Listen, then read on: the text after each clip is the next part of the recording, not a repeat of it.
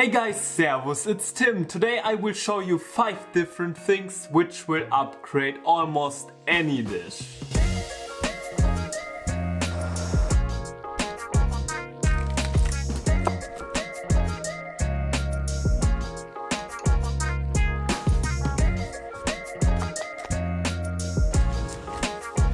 Sometimes you need weeks to make a unique dish. Complicated recipes and cooking force and sauces over several days are nothing new. But sometimes you only need a little twist to upgrade a dish completely. I will start with the vibrant herb oil, which will give you a great way to add color and flavor to a dish. I made them a lot while working, but that knowledge firstly comes to help when I planted my vegetable and herb garden. The basil didn't want to grow, but after one magical night I had enough for at least 3 years. So this was the perfect opportunity to make some herb oil. And since then I make this herb oil every month. Fresh herbs are definitely packing a more punch of flavor, but for a softer and more lingering flavor and add more richness to a dish, this is perfect. They store really well in the fridge, or you can freeze them if you make larger batches. The starting point is obviously to choose a herb you want to work with. I will make 2 different herb oils, one out of parsley and the second out of chives and thyme. All herbs work perfectly. To prepare our herbs, I want to bring a large pot of water to a boil. We're gonna blanch off our herbs in the boiling water for just 1 minute and then immediately refresh them in ice water. This quick blanching step destroys the enzyme, which causes the herbs to oxidize and brown. So this will really help us to get a bright color and clear flavor. Now you want to pat your herbs dry and squeeze off any excess moisture. Then let them sit at room temperature until they are no longer damp to the touch. We just want to make sure there's no extra liquid in our oil. The next step is to weigh the herbs and then decide which ratio I want to use. For the maximum flavor you should use equal parts to the blanched herbs. For slightly lighter flavor and color is okay, you can use 2 parts of oil and 1 part of blanched herbs. My favorite ratio is definitely 200 grams of blanched herbs and 300 grams of grapeseed oil. So I'm gonna take 200 grams of the blanched dried herbs and add 300 grams of grapeseed oil. I'm gonna blend them on high settings until the oil reaches 60 Celsius or 140 Fahrenheit. Just by the heat generated by the friction of blending. Let's take it a step further and we're gonna filter this herb oil. You can frankly pour all the oil into a coffee filter and then let this sit and strain overnight. Perfectly for salads, a cheese-based dish or soups. Also guys, we hate wasting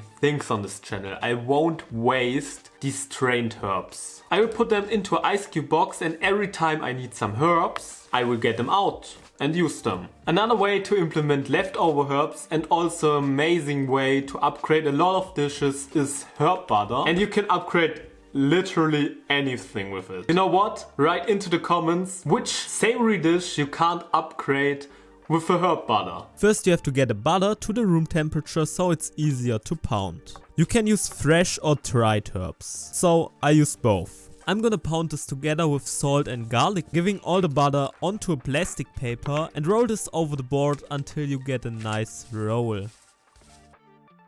Everyone loves roasted bread, perfectly cooked steaks and freshly roasted chicken with the herb butter. Second on this list is definitely one of my favorite things. It's brown butter. Simply said, just normal butter which has been browned. You're cooking the butter slightly until its melting point. So you toast these milk salts in the butter, which results in a nutty flavor. You're gonna whisk this so the butter browns evenly and not turn black and burnt. You use this instantly and never ever strain this. These little brown bites are full of flavor. I would say the most common thing is a nut butter basted steak. This lovely aroma will cover the steak without taking the spotlight and losing the original steak flavor. Pasta or also knödel are lovely for this. You can pimp this up with sage or any other herb. A classic thing in Germany would be a Schmelze, which a lot of people love to use on Spätzle or Knöpfle. For this you simply brown butter with some breadcrumbs and this will give a nutty flavor to the crunchy texture. Which is also my third point,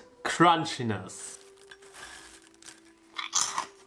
I personally love to have a bite in my salad or soup. so I will always add nuts to it. But my favorite things are croutons. Before wasting your old bread, cut them into cubes and make croutons out of it. You can keep them fresh for weeks. Before tossing the bread out, I'm gonna cut it into cubes. The size is up to you. Then you toss them onto a baking tray. Time to season with different dried herbs like thyme, rosemary or parsley. Also salt, and when you eat them directly, I would recommend to use some Parmesan cheese. Sprinkle with olive oil and then give them into the oven at 180 Celsius or 355 Fahrenheit. To be fair, I never stop the time for this since I get them out 2 to 3 times. Then just rotate them to get them crispy evenly and wait until they're golden brown.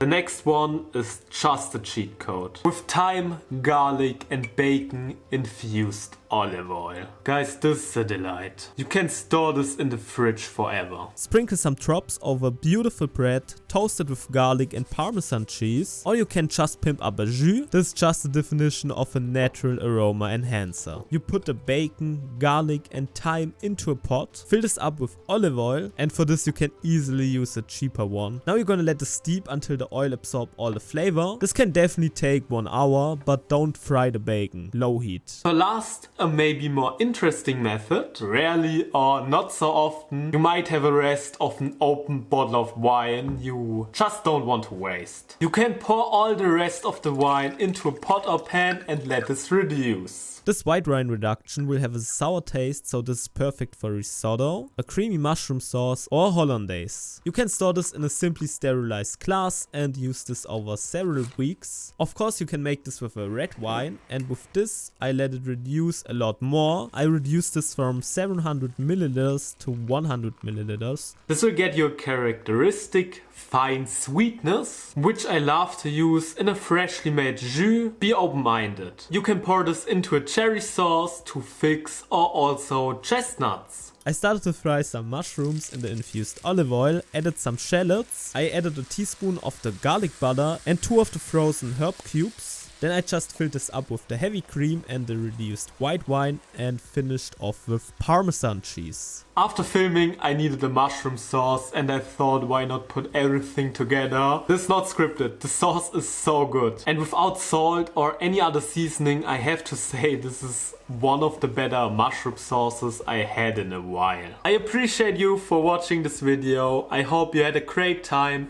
and I see you in the next one. Bye!